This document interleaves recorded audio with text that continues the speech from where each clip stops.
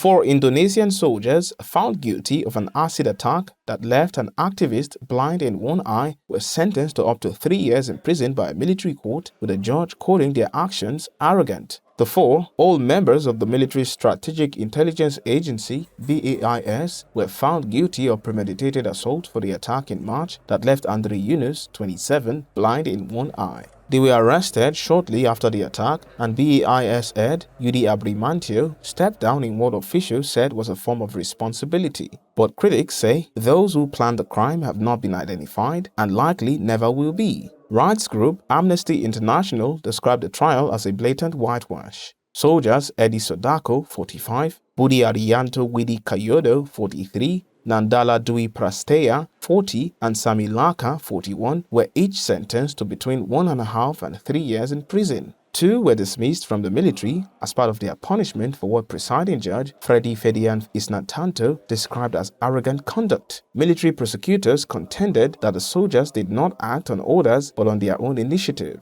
They were said to have been angered by Andre and another activist interrupting a lawmakers' meeting in 2025 to protest the revision to Indonesia's armed forces law. The amendment, passed by Parliament last year, made it possible for active duty military personnel to work in 14 government ministries and state institutions, up from 10 before. Andre had just finished recording a podcast on the perceived expanding influence of the military when he was attacked while riding his motorbike in Jakarta. He had asked for a sentence of 2.5 years for each of the men.